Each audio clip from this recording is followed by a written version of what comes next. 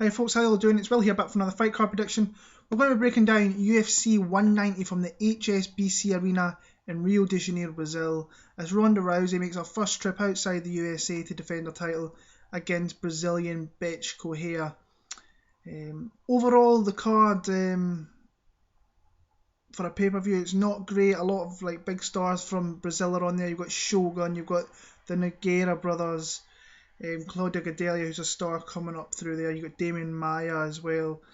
But overall, not the best card. I mean, I think it's 13 fights in this card, 7 on the main card, so it's going to be a tough slog of this one, especially for us folks over here in Europe and Britain, staying up until 6, 7 a.m. in the morning. But the fact that Ronda Rousey is fighting, we'll probably end up staying up till that time. I know I will. I'll be up around about then as well. But I see the card's not great. But we've had worse cards this year, let me tell you. So we're going to start off in the bantamweight division. We've got Hugo Viana against Guido Cannetti. Hugo Viana coming off that loss to Aljamain Sterling. He got TKO'd back about a year ago in Atlantic City.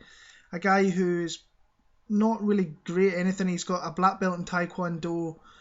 Does a little bit of boxing as well. And I think he's a brown belt in Jiu-Jitsu, with I think 5 of his 7 wins coming via the way of a decision. He doesn't really have particularly much power. His movement isn't great. He is pretty aggressive in the feet, but he doesn't really have that much knockout power. And he's against an opponent here in Guido Cannetti who comes out throwing pretty hard. He was on the Ultimate Fighter Latin America. It's his second fight in the UFC. He lost to Henry Briones last time out in Mexico. He got hit with a big shot and then he got put to sleep. In this matchup, I think Hugo Viana overall will have enough to possibly take him down, keep him there. Do I see a finish? Maybe late in the third round, but I like Hugo Viana via decision overall. So Hugo Viana is my pick for that one there, via decision. Middleweight division with Vitor Miranda against Clint Hester. Interesting fight here. Vitor Miranda was getting beat up in his UFC debut against Jake Collier, who's came back since and had an exciting performance there as well. But he was getting dominated pretty much for 4 minutes, 45 seconds of that fight, and he hit Collier with a massive head kick, followed up with punches, and won himself the fight from a losing position. Clint Hester, on the other hand, he's coming off that loss to Robert Whittaker, getting knocked out by Robert Whittaker. Before that, he was on a 4-fight win streak. He beat Andy Enns was in there, and let me see who else. Brago Neto by decision. Dylan Andrews and Bristol Marundi, a couple of KOs in there, a couple of decisions. A guy who's predominantly a very heavy kind of handed striker. Pretty good takedown defense as well. I can see this fight taking place on the feet and being very close, but I think that Clint Hester is definitely the harder hitter, and when he puts his weight down on his feet and he throws them shots, he has got big power in them. Sometimes he likes to throw shots kind of on the back foot, which he's got a little bit of power in there, but if he sets everything up right, he's got that huge power where he can knock people out. And I think he could do that to Vitor Miranda here. I think he could knock him out. I'm going to go Clint Hester via TKO in the second round. Moving on to the Fox Sports 1 card. Starting off with Yuri Alcantara against Leandro Issa. Alcantara had a mare last time out against Frankie Seans, I think it was. Just looked horrific. And Frankie Seans had an epic one of those nights where I think I only seen one person pick Frankie Seans, and that was his teammate. If I remember right, I've seen nobody else pick him. But Alcantara has definitely fallen back in that division. He's kind of wearing away. His career's kind of slowing down a little bit. It's very dangerous, and he's got a really good opponent here, Leandro Issa, who's come into the UFC and he's won his 2 fights and looked pretty good doing so as well. His third fight in the UFC, lost to Russell Doan, I remember. With wins over Jumabek Turshaw and Ulka Sasaki, where he caught Sasaki in a beautiful neck crank. In that fight, he put Sasaki, kind of stopped Sasaki's flying attacks, put him against the cage, took him down, and positioned for that submission, and eventually got a beautiful neck crank when Sasaki was trying to move, caught him, caught him while he was open, put him to sleep. And against Jimmy beat Tushon, it was a really good fight against Tushon, and he won that via submission. I think that Alcantara's going to win this fight, but I'm not confident in picking him whatsoever. So I'm actually going to I'm going to go with underdog here in this one. I'm going to go with Leandro Issa. I just think I think he maybe wants it a little bit more than what Alcantara does. I just feel it's dog or pass in this one. Betting wise as well, I'll maybe put a little something in Issa, but I'm going to go with underdog in this. I'm going to go Leandro Issa. But I do think Alcantara is rightfully the favourite, but I like Leandro Issa. I'm going to go with underdog in this one. Next up in the welterweight division, we have Varley Alves against Nordine Taleb. Personally, I think it's a great matchup for Varley Alves. Nordine Taleb in the UFC. People are going about Cathal Penn, I think it was 4 or 5-0. Worst fighter to be on that streak. The next one in that line is Nordine Taleb because he really hasn't shown much. He's won 3 decisions in a row, won a split decision in the middle there, wins over Vic Gruich, Ling Jilian via split decision, and Chris Clements. What he does well is he grapples, he puts you against the cage pretty well, and he hits you with some shots from there. He kind of keeps you against the cage. Sometimes when he's disengaging from the cage, he'll throw a couple of nice shots, a nice elbow, but on the feet he's pretty rudimental. He kind of blankets you, he doesn't really go for submissions too much, and kind of rides out the decision like he has done his 3 UFC fights. He's against Varley Alves here, who is the TUF Brazil 3 winner, I think he was, and he's very aggressive, and he's also won a couple of fights in the UFC, beat Marcel Alexandria. It's a very, very nice submission, and then a kind of controversial fight against Alan Joban last time out. He won a decision there, which personally I gave it to Joban, but the refs, the judges, they're the one that make the decisions, and they gave it to Varley Alves. Being in Brazil probably helped him a little bit here. In this matchup, I like Varley Alves. I think he's got 3 of his wins via TKO. He's got 4 of his wins via submission. I think that Alves is going to be able to take him down after he hurts him on the feet and get a submission in this one. So I'm actually going to go late first round submission for Varley Alves. Moving on to light heavyweight division, we have Rafael Feijão Cavalcante against Patrick Cummins. Now this is a pretty interesting fight on a card that's, well, kind of interesting, I should say. I'm always interested to watch Feijão, especially now he's off the juice. He's coming back after that performance against Ryan Bader, which he was absolutely horse shit. He wasn't great in that fight at all. Bader just had his way with him the whole fight. And this fight could kind of go very similar to that because Patrick Cummins is a wrestler-based fighter. He will try and get you down there, he'll pepper you with shots. But both guys coming off losses here, I really think that Feijão is going to come back with a performance. He can't come in with a performance like he had against Ryan Bader here against Patrick Cummins, because if it is, he's going to lose this via decision all night long.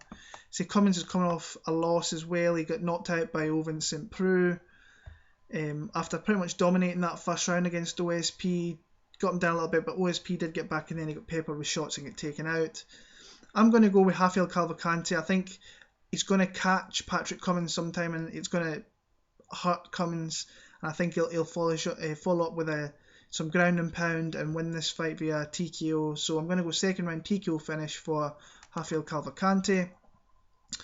Next up, the main event of the Fox Sports 1 prelims, we have Damian Maia against Neil Magny. This is a fight that's pretty interesting in a card that's not really got that many interesting fights. Damian Maia, he's been around for a long time. I watched this guy way back in London when he submitted Chael Sonnen. He's on a 2-fight win streak in the UFC, wins over Alexander Yakovlev via decision and Ryan LaFleur, which a lot of people were picking LaFleur in that fight. But I do think he's a guy, I was another one to pick LaFleur, being honest. But I think Damian Maia is actually going back in his career, and he's definitely a really good gatekeeper for that welterweight division. And he's we're going to see how good Neil Magny is here, because I think he's on a 7-fight win streak. Wins over Ghassan Umalatov, Tim Means, Rodrigo de Lima, Garcia, Macario, Kunamoto. Now none of those guys, except for Tim Means and Hyun Gulim, to be honest with you. I'm a big fan of Hyun-Gyu Lim. I thought Lim would hurt him. He did hurt him, but Tim Means showed a lot of composure in that fight, got him down to the ground, got to the full mount, and just pounded out Hyun-Gyu Lim in the second round there. I was very impressed with that performance. But it's interesting. This fight's very interesting. I think Neil Magny has a great chance to beat Damian Maia here if he can keep it standing. We all know that Neil Magny has got a huge reach advantage here, and I think he's got a gas tank advantage. He just needs to stop Maia from putting him against the cage and taking him down. And I've been going with Maia since I heard the matchup. I just like his experience. I just think I was always on Maia's side for this one, but the closer the fight gets, I'm more inclined to go with Neil Magny. And I think I will go with Neil Magny in this one. I think the reach is going to come into it. I think the better cardio and conditioning of Neil Magny is going to come into it. He fights out of Colorado. Along with Damian Maia's he's getting older, his gas tank's not as good. I think if he can't get him down in the first round, I think he's going to struggle to get him down in 2 and 3. So in that case, I'm going to go Neil Magny via a decision victory for Neil Magny. But it is a very close fight. I wouldn't be surprised to see a lot of people picking Damian Maia, but I like Neil Magny in this one. So moving on to the main card, and another fight which is pretty important for a championship, potentially the next championship challenger to Joanna Jędrzejczyk. We have Claudia Gadelha against Jessica Aguilar. Now, I'm very excited to see Jessica Aguilar in the UFC. She was one of the best, if not the best, strawweight outside the UFC. She was the WSOF champion. She's on a 7-fight win streak. She beat Carla Esparza outside the UFC. Megumi Fuji was another one that she's beat out there a couple of times. A very dominant wrestler who is a very good dominant fighter who's a very good wrestler, and when she gets to the ground, that's when a true skills come there. She's very hard to get off down there. She hits you with strikes and elbows. Doesn't finish fights. Last 7 fights, she's only stopped 2 of them. Where she's against Claudia Gadelha here, who's a jiu-jitsu black belt, BJJ black belt, I believe. Some decent striking. She probably, in that fight with Joanna Jędrzejczyk, she probably won that fight. In my opinion, I thought she won that fight, and I love Joanna Jędrzejczyk, but it was a very close fight, so my opinion, I gave it to Gadelha. Close fight this. I think being in Brazil is going to help with Gadelha's weight cut. She struggles with that a little bit. And Jessica Aguilar coming into the big stage here. I want to pick Jessica Aguilar, but I think the smart pick is Claudia Gadelha, and I'm going to pick Claudia Gadelha. So Gadelha via decision for me. Heavyweight division, we've got Antonio Silva against Soa Palelei. I mean, Antonio Silva is just a guy who maybe just needs to step away from fighting to prevent himself from serious injuries. Lost a couple of fights via vicious KO. Andrei Arlovski, Frank Mir, both in the first round. Frank Mir's knockout of him was really nice, to be fair. It was a nice he feinted the right and hit him with the left. Soa Palelei here, you all know what this guy's MO is going to be. He's going to get you to the ground, and as soon as he gets you to the ground, he is going to beat the fucking shit out of you, and he does it really, really well. I've got a funny feeling that Antonio Silva might win this fight. I've had that since I heard the matchup. I just can't see him being as bad in this fight as he has been in his last 2, but I can't trust his chin in this whatsoever, so I'm going to go Soa Palelei via TKO early in the second round. But saying that, if Antonio Silva gets on top of Soa Palelei, lights out, because Silva's a big guy. In fact, you know what? I'm going to change my pick. I'm actually going to go with Antonio Silva. He was my original gut feeling pick when I heard this matchup was being made, so I'm going to go Antonio Silva via TKO. I'm going to go first round for Bigfoot. Staying in the heavyweight division, we have Stefan Skyscraper Struve against Antonio Rodrigo Nogueira. Both guys it's hard to say declining, because Stefan Struve's so young and he's been around so long, but he's a guy who's had health problems. He was knocked out by Alistair Overeem. He just didn't look like he wanted to really be in there last time. He got knocked out by Mark Hunt back in Japan. But I do think it's a good time for him to get Minotauro here, coming off that loss to Roy Nelson in Abu Dhabi. I think his chin's going a little bit Roy Nelson hits like a Mack truck. Struve's got that length there. If he keeps us on the feet, he's got a big advantage over him. I think he's a little bit quicker. Nogueira plods along. He's not really as technical as he's never really been technical, but he showed in early parts of the UFC he was a little bit. He hit Shaw with some nice punches to take him out there. I'm going to go with Stefan Struve. I don't really feel that. I think this could be Nogueira's swan song in the UFC here, and I think that Stefan Struve, if he really wants to stay and have his career in the UFC, he really needs to win this fight against Big Nog here. So Stefan Struve, TKO, second round. Moving on to the bantamweight finals of TUF Brazil number 4. We've got Dileno Lopes against Reginaldo Vieira. I'm going to pick Dileno Lopes. I haven't watched much of the show. I've seen little bits. I know he stopped both of his fights, Lopes, in the show, and I've watched his fights outside there, and he's very, very good down the ground. I think he's going to try and put Vieira against the cage, take him down, and use his superior submission skills.